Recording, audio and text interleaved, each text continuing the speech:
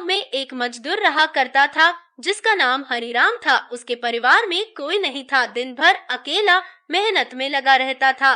दिल का बहुत ही दयालु और कर्मों का भी बहुत अच्छा था। मजदूर था, इसलिए उसे उसका भोजन उसे मजदूरी के बाद ही मिलता था। आगे पीछे कोई ना था, इसलिए वो इस आजीविका से संतुष्ट था। एक बार उसे एक छोटा सा बछड़ा मिल गया। उसने खुशी से उसे पाल लिया। उसने सोचा आज तक वो अकेला था, अब वो इस बछड़े को अपने बेटे के जैसे पालेगा। हरिराम का दिन उसके बछड़े से ही शुरू होता और उसी पर खत्म होता। वो रात दिन उसकी सेवा करता और उसी से अपने मन की बात करता। कुछ समय बाद बछड़ा बैल बन गया।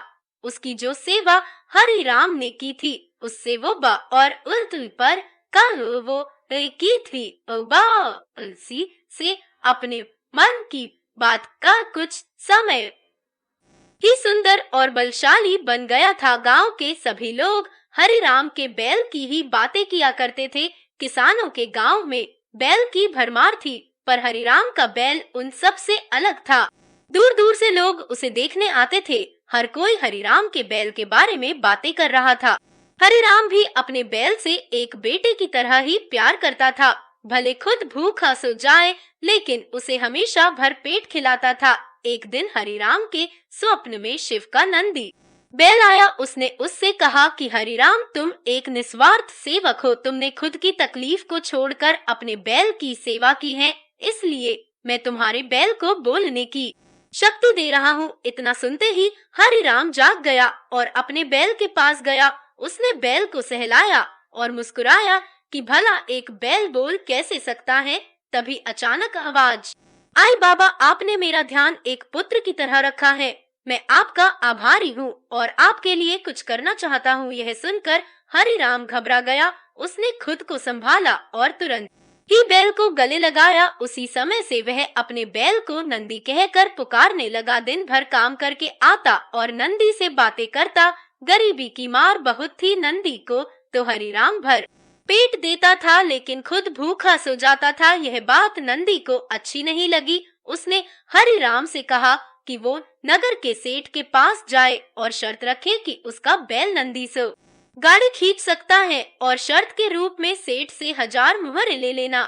हरिराम ने कहा, नंदी, तू पागल हो गया है। भला कोई बैल इतना भार वहन कर भी सकता है? मैं अपने जीवन से खुश हूँ, मुझे यह नहीं करना। लेकिन नंदी के बार बार आग्रह करने पर हरिराम को उसकी बात माननी पड़ी। एक दिन डरते डरते हरिराम सेठ दीनदयाल के घर पहुंचा। दीनदयाल ने उससे आने का कारण पूछा। तब हरिराम ने शर्त के बारे में कहा। सेठ जोर जोर से हंसने लगा, बोला, हरिराम, बैल के साथ रहकर क्या तुम्हारी मति भी बैल जैसी हो गई है? अगर शर्त हार गए तो 1000 मुहर के लिए तुम्हें अपनी झोपड़ी तक बेचनी पड़ेगी। यह सुनकर हरिराम और अधिक डर गया, लेकिन मुंह से निकली बात पर मुकर भी नहीं सकता था। शर्त का दिन तय किया गया और सेठ दीनदयाल ने पूरे गांव में ढोल पिटवाकर इस प्रतियोगिता के बारे गांव वालों को खबर दी और सभी को यह अद्भुत नजारा देखने बुलाया। सभी खबर सुनने के बाद हरिराम का मजाक उड़ाने लगे और कहने लगे कि यह शर्त तो हरिराम ही हारेगा। यह सब सुन सुनकर हरिराम को और अधिक डर लगने लगा और उससे नंदी से घृणा होने लगी। वो उसे कोसने लगा, बार बार उसे दोष देता और कहता कि कहा मैंने इस बैल को पाल लिया, मेरी अच्छी भली कट रही थी, इसके कारण सर की छत से भी जाऊंगा और लोगों की थू थू होगी। वो अलग। अब हरिराम को नंदी बिल्कुल भी रास नहीं आ रहा था। वह दिन आ गया जिस दिन प्रतियोगिता होनी थी। 100 माल से भरी गाड़ियों के आगे नंदी को जोता गया और गाड़ी पर खुद हरिराम बैठा। सभी गांव वाले यह नजारा देख हंस रहे थे और हरिराम को बुरा भला कह रहे थे। हरिराम ने नंदी से कहा, देख, तेरे कारण मुझे कितना सुनना पड़ रहा है। मैंने तुझे बेटे जैसे पाला था और तूने मुझे सड़क पर लाने का काम किया। हरिराम के ऐसे घृणित शब्दों के कारण नंदी को गुस्सा आ गया और उसने ठान ली कि वो एक कदम भी आगे नहीं बढ़ाएगा और इस तरह हरिराम शर्त हार गया। सभी ने उसका मजाक उड़ाया और उसे अपनी झोपड़ी सेठ को देनी पड़ी। अब हरिराम नंदी के साथ मंदिर के बाहर पड़ा हुआ था और नंदी के सामने रो रो कर उसे कोस रहा था। उसकी बातें सुन नंदी को सहा नहीं गया और उसने कहा, बाबा हरिराम, यह सब तुम्हारे कारण हुआ। यह सुन हरिराम चौंक गया। उसने गुस्से में पूछा कि क्या किया मैंने?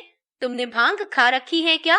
तब नंदी ने कहा कि तुम्हारे प्रेम के बोल के कारण ही भगवान ने मुझे बोलने की शक्ति दी और मैंने तुम्हारे लिए यह सब करने की सोची, लेकिन तुम उल्टा मुझे ही कोसने लगे और मुझे बुरा भला कहने लगे। तब मैंने ठानी मैं तुम्हारे लिए कुछ नहीं करूँगा, लेकिन अब मैं तुमसे फिर से कहता हूँ कि मैं 100 गाड़ियाँ खींच सकता हूँ। तुम जाकर फिर से शर्त लगाओ और इस बार अपनी झोपड़ी और 1000 मुहर्रे की शर्त लगाना।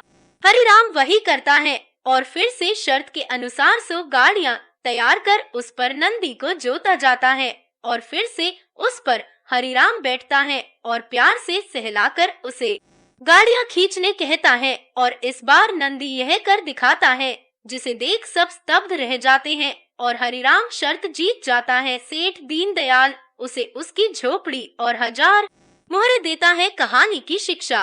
प्रेम के बोल कहानी से यही शिक्षा मिलती है कि जीवन में प्रेम से ही किसी को जीता जा सकता है। कहते हैं प्रेम के सामने ईश्वर भी झुक जाता है, इसलिए सभी को प्रेम के बोल ही बोलना चाहिए।